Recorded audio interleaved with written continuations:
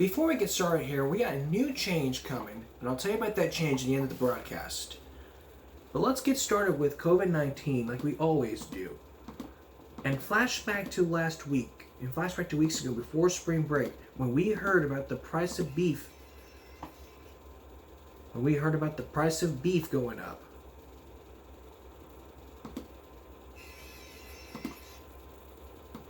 Oops, sorry about that.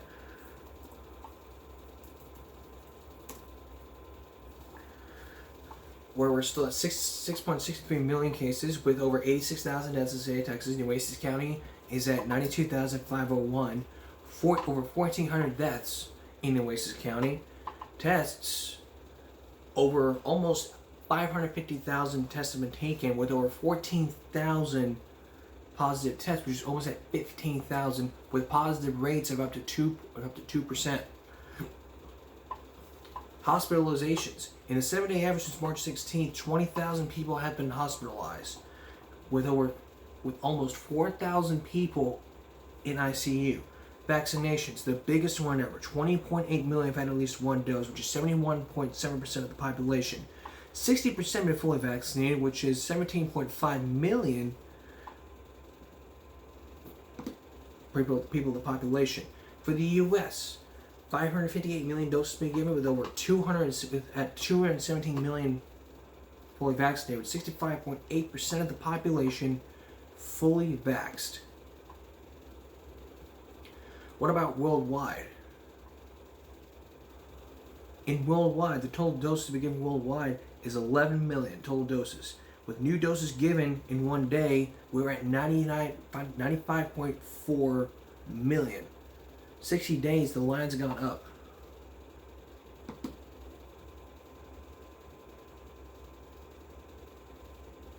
And 4.4 million people fully vaccinated, 57.6. The highest one ever has to be China, who was the cause of all this. 3.2 million doses been given. No data for new doses. 1.2 million people fully vaccinated. 88.4% of the population. I mean, we're beating China here. And I'm not judging them by their ethnicity or their character. I mean, I don't know that we're the cause of all this, but I'm not going to go all on the limb here. I support every single country. I support China, India, Japan.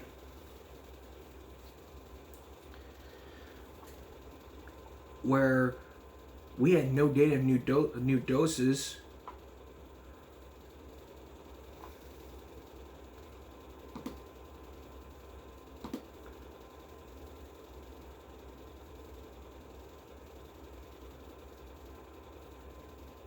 So that's meant for one day. Cases in the U.S. New cases in the U.S., we have 79.6 million total cases, with over 35 cases in one day. Cases per 1 million people is over 240,000, with deaths almost at 1 million. Worldwide, 2 million cases has been given in one day, with cases over almost at 60,000, with 6 million deaths, which is total cases right now of 446,258,201. Wow. Remember during this pandemic, the price of beef has gone up? Well, that's where we're flashing back to today. But before we do that, this was the part of when we first started doing COVID reports, we looked at the price of beef. And the price of beef has really gone up because of the pandemic. This time it's not. Now, last week, it wasn't because of the pandemic. It was because of labor shortages. The price of beef has gone up to about like 20%. Well, pork has gone up like 13% in the last year. So, a regular consumer would not look at the price of steak or the price of chicken and saying to themselves, what do I get? Do I get a piece of steak? Do I get a piece of chicken? Probably restaurants are probably doing the same thing, like raising the prices of beef. So,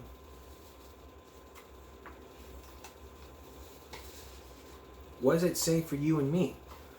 A bit later, we're going to hear from a CBS News correspondent with a CBS News investigation into sticker shock. We'll do that a little bit later, but in the meantime,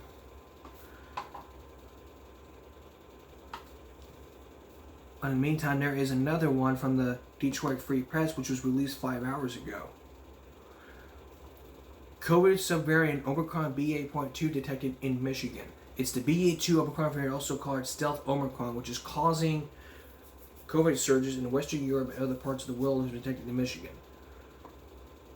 The laboratory identified 999 specimens in Michigan, Minnesota, for 21 counties in the city of Detroit. It was Wayne County, was 19 specimens. Oakland and Washington, which is 15 each. Maricopa County, there were 2 specimens in the city of Detroit. A lot of things had to happen. So look out for that state in Michigan. And make sure you wear your mask a lot of times. At the bridge of the nose, not down here, no down here. Social distance, 6 feet. Wash your hands a lot of times. Every hour, you're riding transportation. You gotta follow the same rules. If you're at school, make sure you inspect your area. If you're under 2, there's no masks. If you get COVID, you need to make sure you stay quarantined, stay in your house, do not go out, don't do anything. Stay at your house, just gotta take out the trash or go check the mail. If you have medical condition, let them know beforehand. If you get COVID, make sure you get vaccinated. If you have weak immune systems, get your 3rd dose ready. As we know so far, the Moderna is authorizing the 4th dose of the COVID vaccine. We'll look at that a bit later in the broadcast. But next, the CBS News investigation into sticker shock. This isn't because of the pandemic from last year. This was also because of labor shortages. A CBS News investigation found that out with a statement from Tyson and some shocking results. When we continue, don't go away. Remember last year during the pandemic when Sky Price meat was going up? Well, that was 2 years ago. This year it's because of those labor shortages. So what does that mean? A CBS News investigation from weeks ago found the higher percentage from beef to pork and chicken. So what does that mean for the average consumer? Take a look. In the budget, it's about what gets cut. Okay, take a look.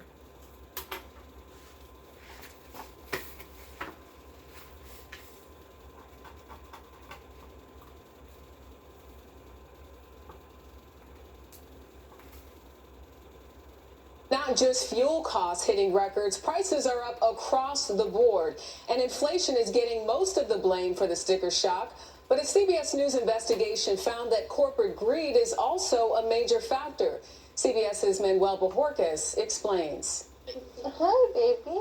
For Selena Flores and her family, it's no longer about stretching the budget. It's about what gets cut. It was meat at every meal, and now it's maybe 2 or 3 days out of the week. The monthly grocery bill for this family of 4 has nearly doubled, she says. They now rely on a monthly food donation from this nonprofit in Immokalee, Florida, to make ends meet. We're just trying to keep up with everything, and the prices keep going up. The biggest food price hikes are in meats, with pork and beef up 14 to 20% from a year ago. Food companies and some economists say pandemic disruptions, inflation, and high demand are to blame. But others question whether there's more at play. Ricardo Salvador is with the Union of Concerned Scientists, a nonprofit advocacy group. You're seeing just orders of magnitude greater profit that are not justified by the actual rate of inflation or their increased cost. We pulled the quarterly reports on Tyson, the nation's largest meat processor. The company posted $3 billion in profit in 2021 and over $1 billion just last quarter.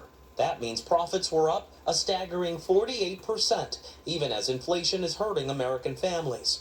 A big reason for those skyrocketing profits, a 31% price hike on beef, 20% on chicken, and 13% on pork. This was the company's CEO on an earnings call last month. Not asking customers or the consumer ultimately to pay for our inefficiencies. We're asking them to pay for inflation. In a statement, Tyson told us economists and industry analysts confirm that today's higher meat prices are a direct result of constrained supplies due to the labor shortage, higher input costs for such things as grain, labor, and fuel, and stronger consumer demand. The other major U.S. meat suppliers are also posting similar profits. Some analysts, like Salvador, believe the numbers don't add up. Well, they're clearly taking advantage. They're profiteering, and we're not the only ones to observe that.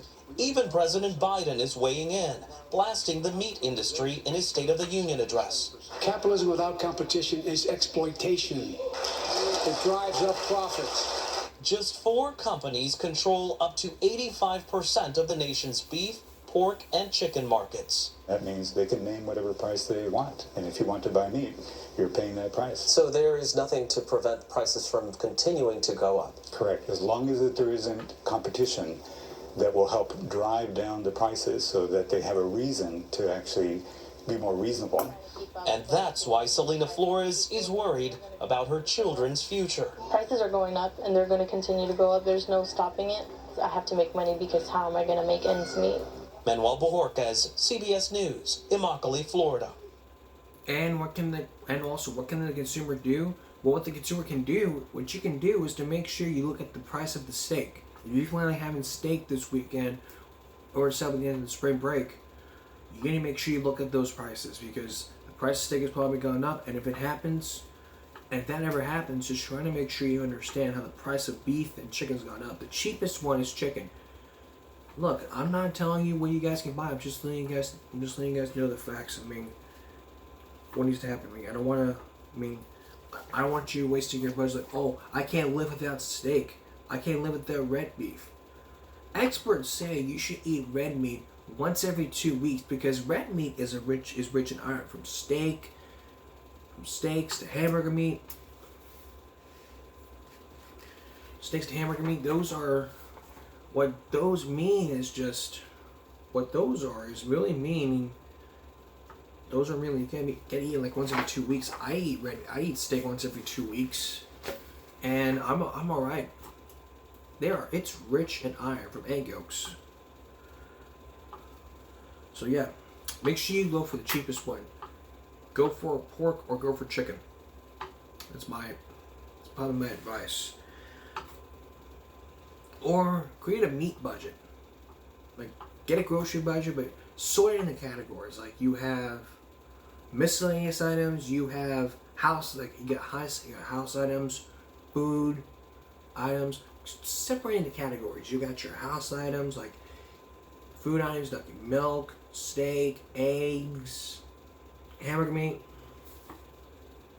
Fit it all into a budget. Fit that budget into a category for groceries. Just try to understand that. Okay, here. Alright.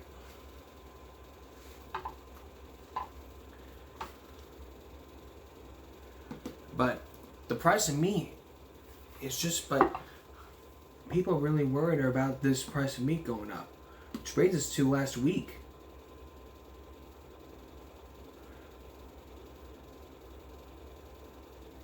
Gas prices are hitting a new record high today with some economists. I mean, if you use gas like cooking stuff, the price of oil has gone up to 100%. That's what happened back in 1978, 78 or 79. That was a 2020 piece. From like years ago. The average 60 cents per gallon from last week. But if you were to look at all those, like $3.99 for regular oil and $5 for this.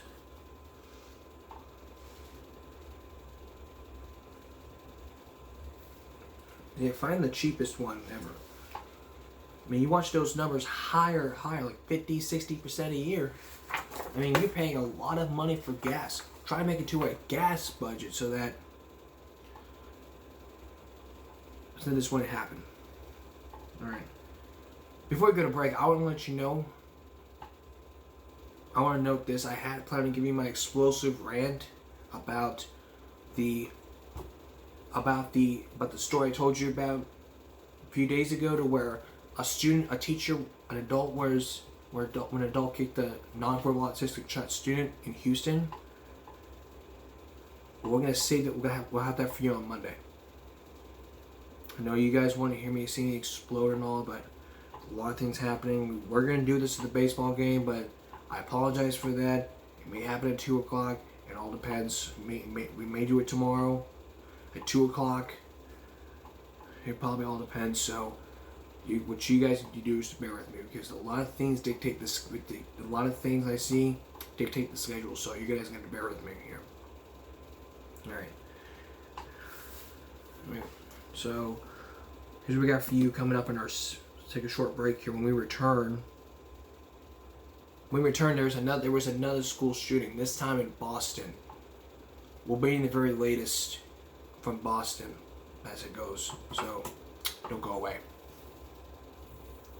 Up front tonight, another school shooting. This time it happened outside a Dorchester school in Boston. Here is the very latest from CBS Boston. It happened 3 days ago. This is the biggest televised. Because let me tell you something, I hate these freaking school shootings. It just makes me pissed off that people don't want to go to school. Pissed off, so let's take a look. At about 5:40 p.m., officers assigned to District B3 responded to the area of 9 Peaceville Road, the parking lot of Tech Boston Academy, for the report of 2 people shot.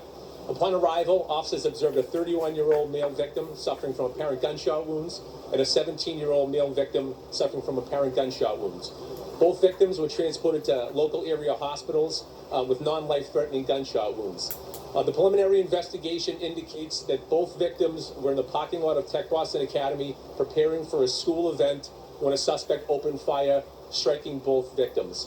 Obviously, this is a very concerning and disturbing set of circumstances. Schools are supposed to be a safe haven for our students and our teachers, not a place where they're subjected to brazen and random acts of violence. This type of behavior cannot and will not be tolerated, and the Boston Police Department is going to do everything they can to hold whoever is responsible for this incident, whoever was responsible for this incident accountable for what happened here today. If anybody has any information, they're urged to contact the Boston Police Department tip line at 1-800-494-TIPS. Now I'm going to pass it along to Mary Wu. Thank you, Commissioner.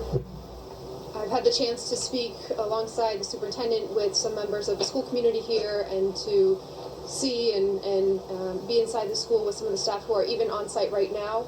I want to thank all of the staff members who acted so quickly and who have been here supporting our school community already. I want to thank the Boston Police for their very quick and diligent action.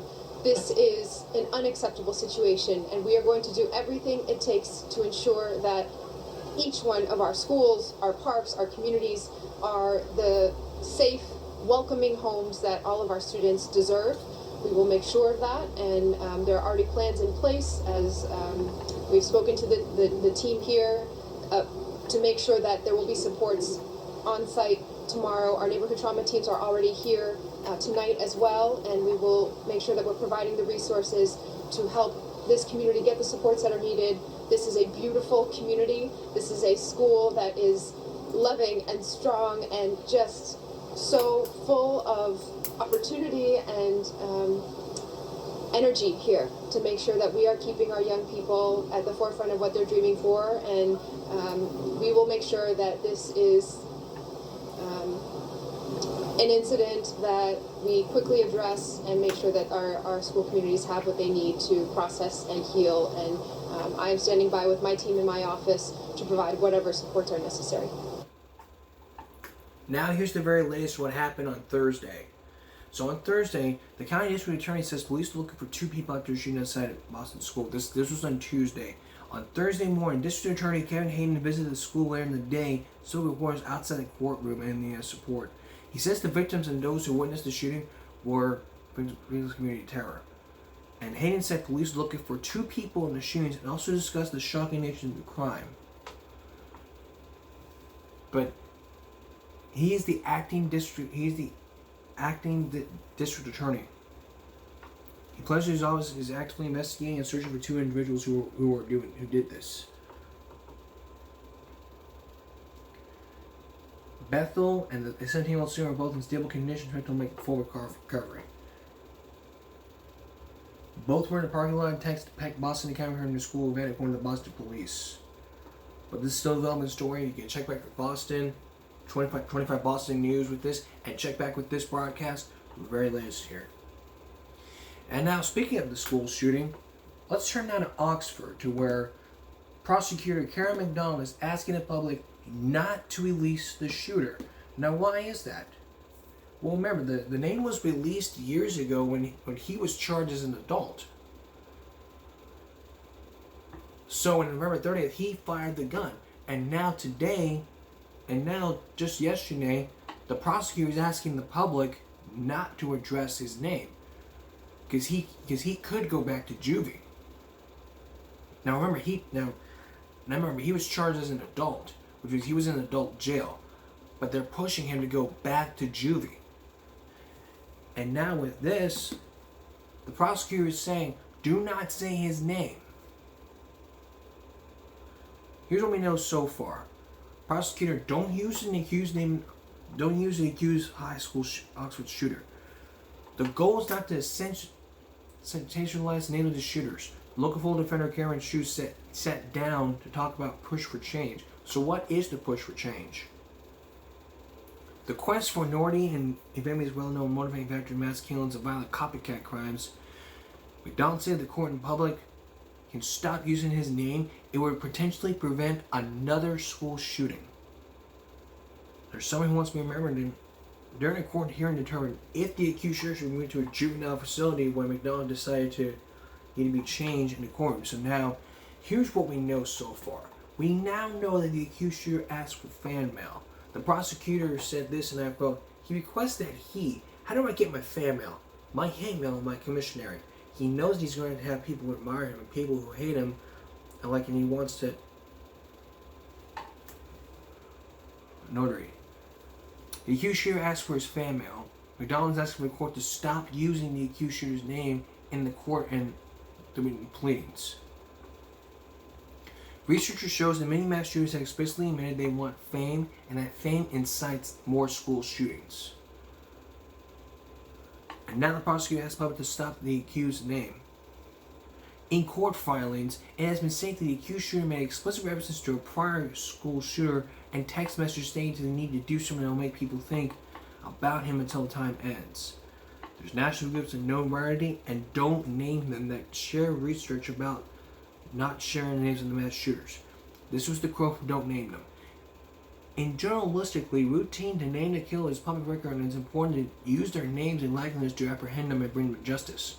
However, once their capture is really no longer a part of the story, other than to create a call for action for a like-minded killer to take their plans and thoughts and make them into deeds. That was them from Don't Name Them That was the Don't Name Them campaign, which is okay, but so if Karen McDonald emails me and says, do not use his name, I'm going to respect that.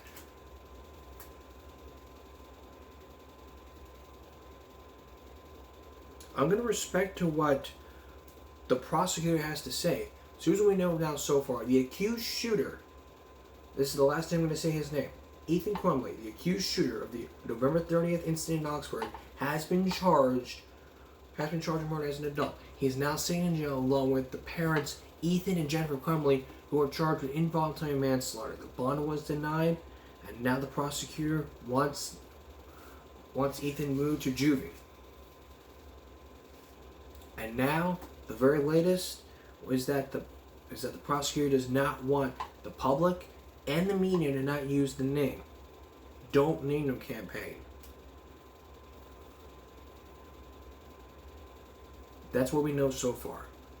And probably in the future we'll look at the but what about journalists' rights for this? It's like Ivory Hecker got fired for reporting on the COVID medicine stuff.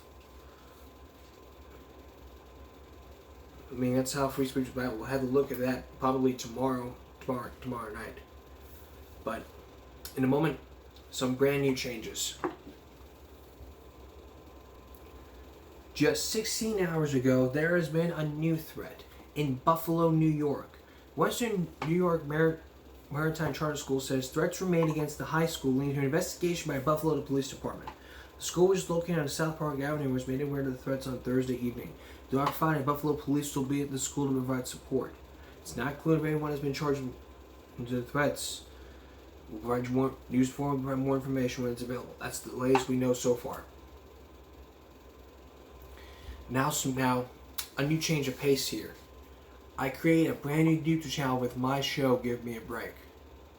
And I want to let you guys know that this is going to be the last. I'll probably post more on this channel, The American Player. I'll probably post more here, but this is probably going to be my last one. But it all depends on. It's all going to depend on if I have. It's all going to depend on the viewers here. So what I plan on doing is probably posting all the episodes I have on my old channel and post them on the brand new channel. But it's still going to be on there. So if you guys want to see a lot of episodes you haven't seen in the past, the playlist will be on, as well as this episode. So I'm still going to upload all episodes on this channel and on my other channel. So make sure you subscribe to the official Give Me a Break channel, which will be linked in the description below or on the top annotation on your screen. It's the channel, again, the channel name is called Give Me a Break. I created this show 5 years ago, May 1st. I plan on throwing a 5-year party. It may not happen, but we're gonna have a great time. So look for that in the weeks ahead. Look for that in the weeks ahead. But coming up on Give Me a Break Saturday night, a look into Ivory Hecker, who was a flashback to Ivory Hecker, who was fired by Fox for exposing a doctor who made the pill. Remember, she was assigned to this. I asked her to come on many times, I haven't gotten a response from her. So what I plan on doing is just doing it without her, even if it means she responds to my emails. So look for that on Saturday night. That's all for this edition of Give Me a Break Friday. We'll see you again for Give Me a Break Saturday night. Follow us here at Give Me a Break on YouTube. Make sure to subscribe to this channel. Turn on your post notifications. And subscribe to my new channel, Give Me a Break, with post notifications turned on. Let me won't miss every single episode. And again, all new episodes are posted on here as well as on my brand new channel. So look for that as well. Good night.